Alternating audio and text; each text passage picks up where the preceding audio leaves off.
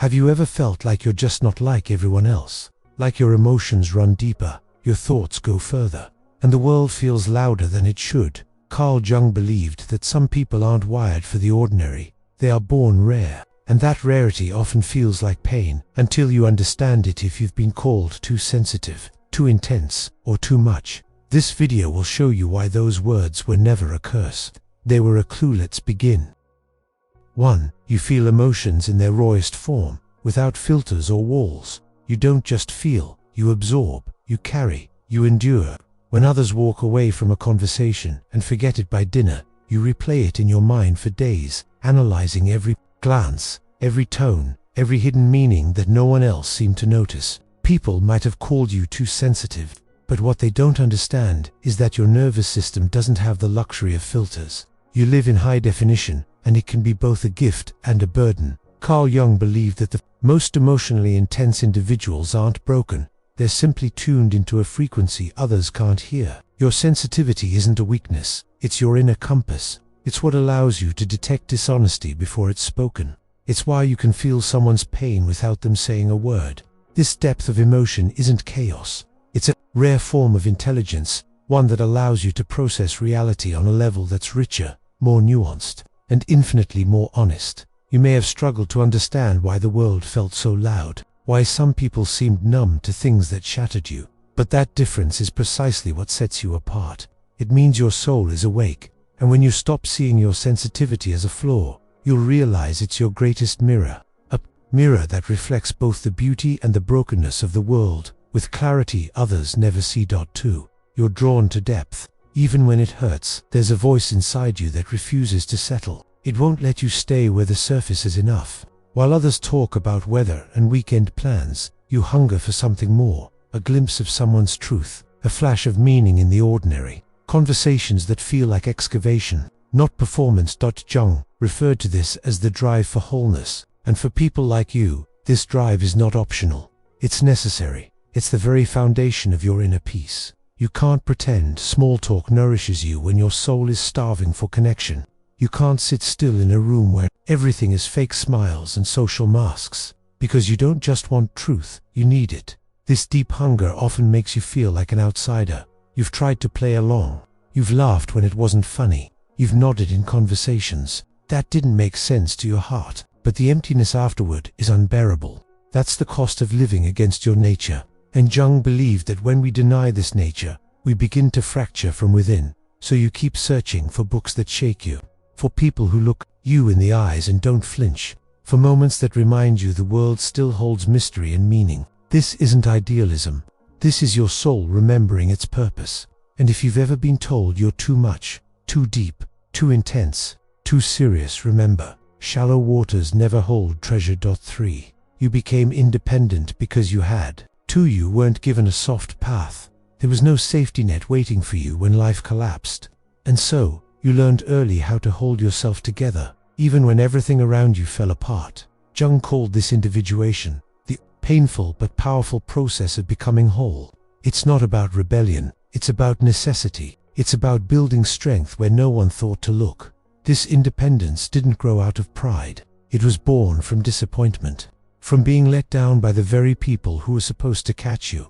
And while others might envy your strength now, they rarely understand the price you paid to become this grounded, this self-aware, this immovable. You've spent nights reminding yourself that your worth isn't up for debate, that your truth doesn't need consensus to exist.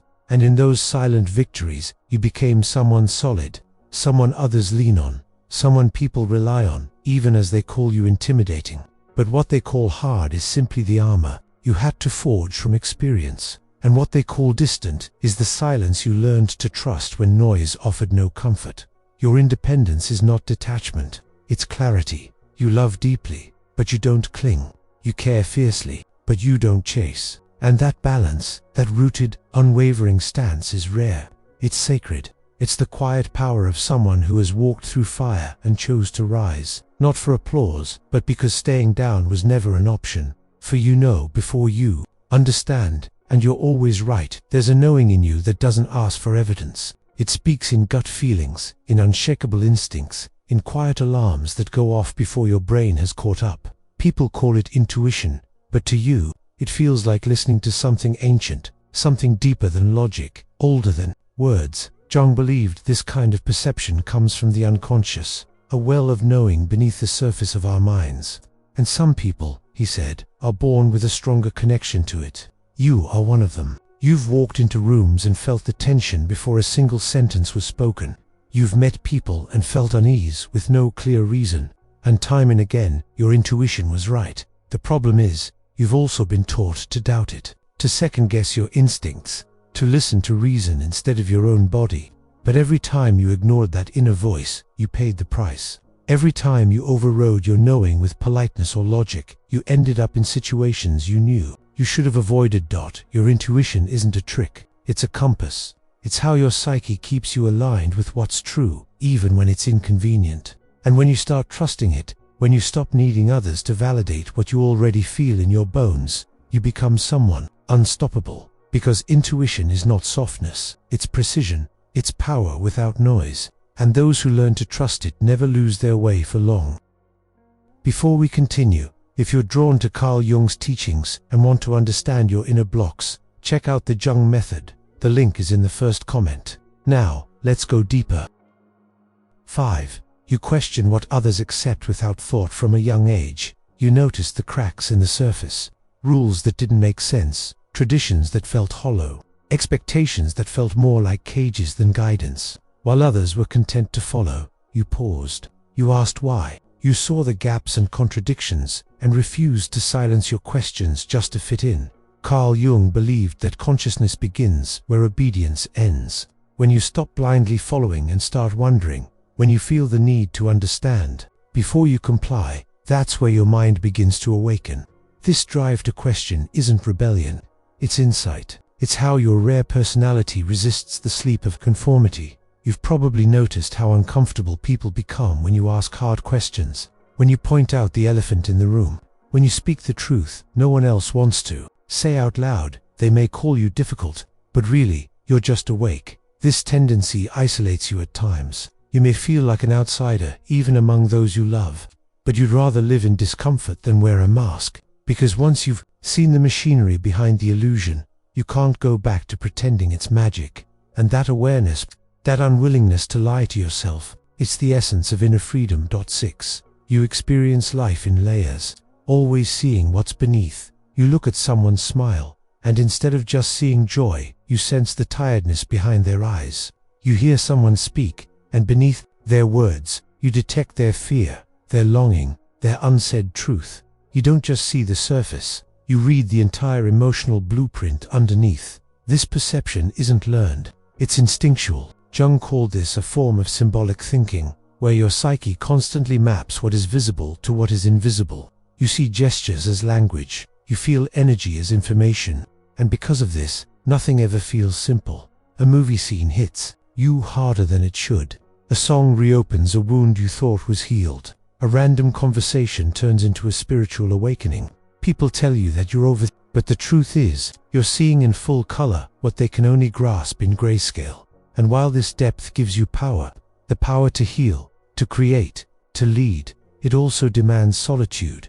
You need time to process the world. You need space to decompress from the emotional noise you absorb. You've likely been accused of withdrawing, but that retreat is not avoidance. It's protection. It's how you preserve your sanity in a world that never stops screaming. What others call dramatic, you call layered. What others dismiss as too much, you recognize as the fullness of human experience. You are not fragile. You're just built to feel life completely. And that, in itself, is a rare gift. 7. You carry an unshakable inner calling.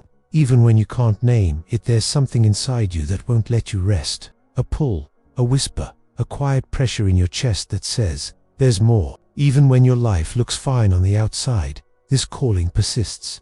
It asks you to dig deeper, to go further, to become more than the sum of your roles. You've tried to ignore it. You've told yourself to be grateful, to be content. But this longing doesn't come from ego. It comes from soul. It's the ache of unrealized potential.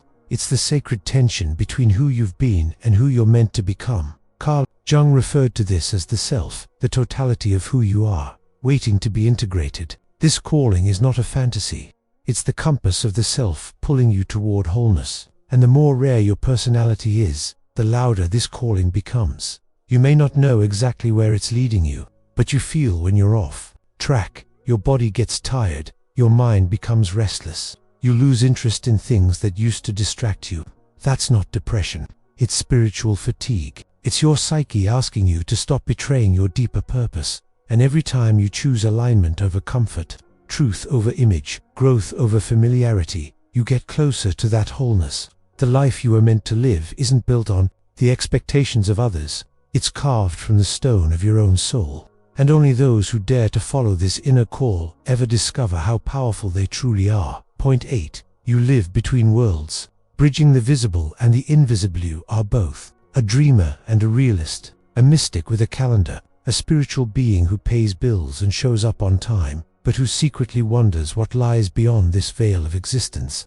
You live in two worlds, the one that everyone sees and the one that only you can feel. Jung said that those with rare minds often serve as bridges between the conscious and the unconscious. That is your role. You interpret symbols without realizing it. You sense archetypes in stories. You find meaning in numbers, synchronicities, signs, things others brush off as coincidence. This doesn't make you irrational. It makes you whole. You haven't shut off your intuitive wisdom in favor of logic.